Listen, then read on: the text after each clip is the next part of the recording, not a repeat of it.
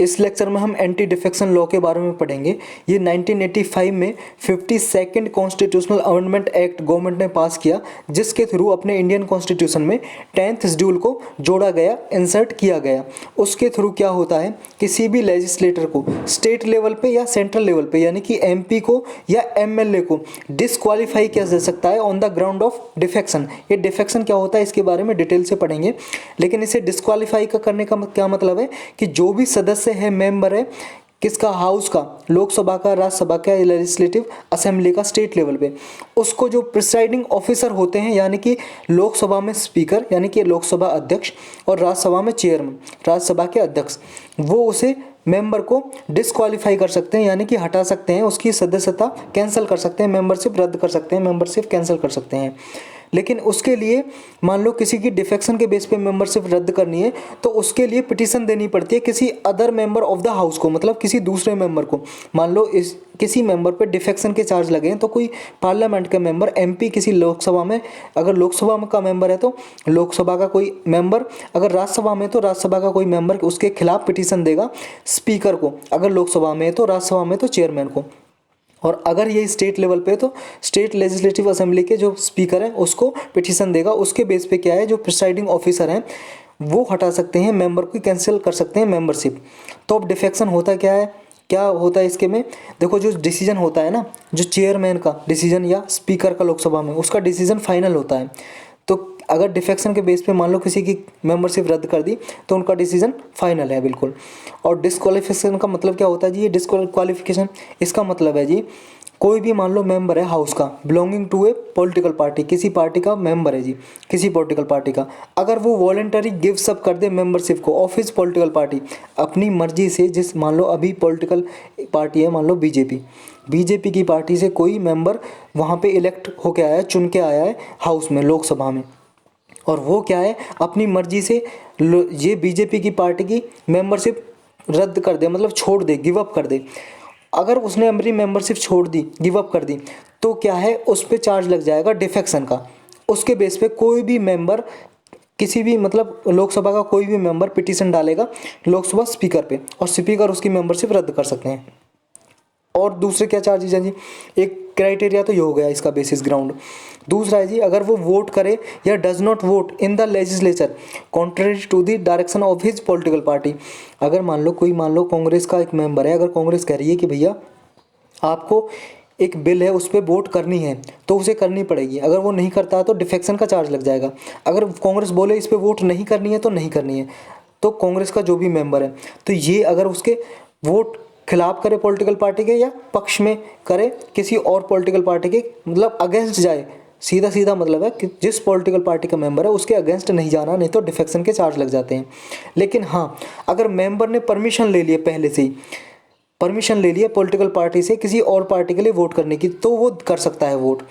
और अगर मान लो ये भी है कि उसे 15 डेज़ के अंदर विद इन 15 डेज़ उस पॉलिटिकल पार्टी ने उसे मान लो क्षमा कर दिया, माफ़ कर दिया, फगीव कर दिया, कंडोन कर दिया। कंडोन का मतलब है जी फगीव करना यानी कि माफ़ करना, कि मान लो उसने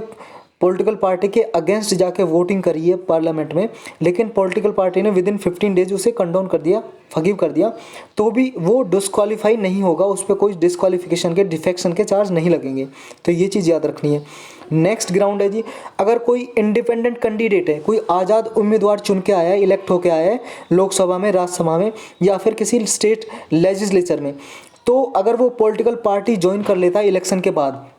देखो पहले तो वो इंडिपेंडेंट आया था आज़ाद उम्मीदवार, लेकिन बाद में वो पॉलिटिकल पार्टी ज्वाइन कर लेता है, तो फिर क्या है वो डिफेक्शन का चार्ज लग जाएगा उसे, फिर उसे प्रिसाइडिंग ऑफिसर उसे कैंसिल कर सकता है उसकी मेंबरशिप। तो आपके मन में आया होगा, लेकिन बहुत से इंडिपेंडेंट कैंडिडेट होते हैं बाद में वो क्या है पार्टी के साथ मिल जाते हैं, वो पार्टी के साथ नहीं मिलते हैं, ये बात याद रखना, पॉलिटिकल पार्टी के, यानी कि वो आउटसाइड क्या है, कॉलिशन रहता है उनका, कॉलिशन। तो कॉलिशन गवर्नमेंट जैसे बनती है ना, तो आउटसाइड रहता है। तो इस तरह से क्या है वो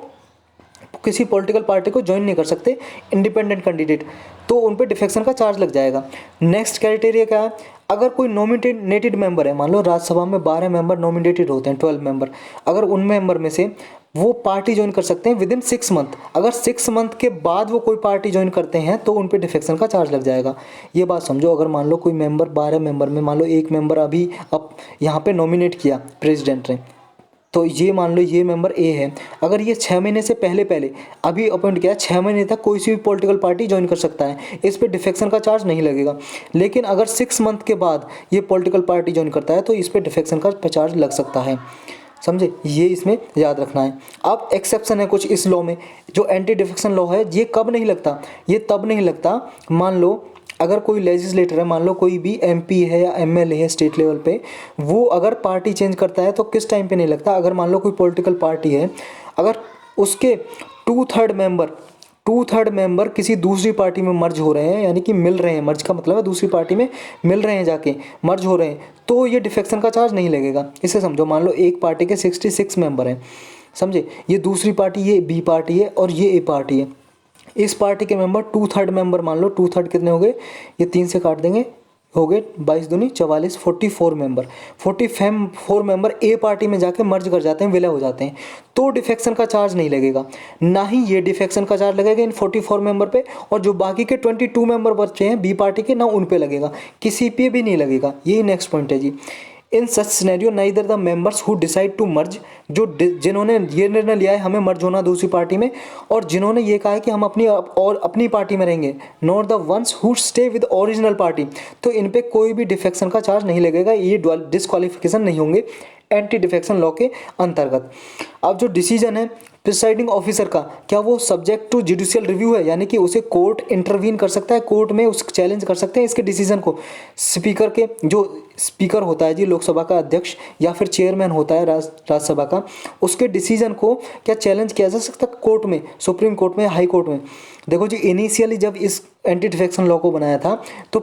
जो प्रिसाइडिंग ऑफिसर थे उनके डिसीजन को चैलेंज नहीं किया जा सकता था, जुडिशियल रिव्यू नहीं किया जा सकता था, not subject to judicial review. लेकिन बाद में 1992 में ये एक्ट तो पास किया था 1985 में, लेकिन एक सुप्रीम कोर्ट का जजमेंट आया 1992 में, उसका नाम था, ये नाम भी आपको याद करना बहुत ज़रूरी है,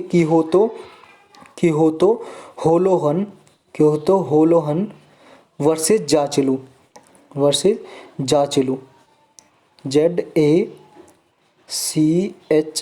ZACHILLU, किहोतो होलोहन वर्सेस जाचिलू का केस आया था 1992 का। इसमें सुप्रीम कोर्ट ने कहा था कि जो प्रिसाइडिंग ऑफिसर है उसके डिसीजन को हाई कोर्ट में या सुप्रीम कोर्ट में चैलेंज किया जा सकता है, ये देखने के लिए कि वो मालाफाइड नहीं है, कि किसी क्या है इलीगल बेस पे तो कैंसिल नहीं किया मेंबरशिप किसी मेंबर की। तो इस तरह से उसके जो पिटीशन डाली जा सकती है प्रिसाइडिंग ऑफिसर के डिसीजन के अगेंस्ट सुप्रीम कोर्ट में या हाई कोर्ट में। तो लेकिन एक चीज़ इंपॉर्टेंट यहाँ याद रखने की है कि तब तक सुप्रीम कोर्ट या हाई कोर्ट इंटरवीन नहीं कर सकता, तब तक प्रिसाइडिंग ऑफिसर क्या है अपना ऑर्डर ना दे दे। However, it held that there may not be any judicial intervention until the presiding officer gives his order। जब तक मान लो मेंबरशिप कैंसिल नहीं करी, अभी प्रिसाइडिंग ऑफिसर ने कोई जजमेंट नहीं दिया, ऑर्डर नहीं सुनाया है, या तो स्पीकर ने या राज्यसभा में चेयरमैन ने, किसी ने भी कोई डिसीजन नहीं लिया है कि हमने मेंबरशिप कैंसिल की है, उसके बीच में इंटरवीन नहीं कर सकता कोर्ट। जब फाइनल डिसीजन दे दिया है उसके बाद ही कोर्ट का इंटरवेंशन का सवाल उठता है, तभी पिटीशन डाली जा सकती है और इंटरवेन कर सकता है कोर्ट। तो ये चीज़ आपको याद रखनी है। तो इस लेक्चर में सिर्फ इतना ही था। अगर आपको अच्छा लगे तो आप शेयर कर सकते हो। अच्छे लेक्चर देखने के लिए आप सब्सक्राइब कर सकते हो चैनल को। तो हम मिलेंगे किसी और लेक्चर में किसी और टॉपिक के साथ, तब तक के लिए इंतज़ार।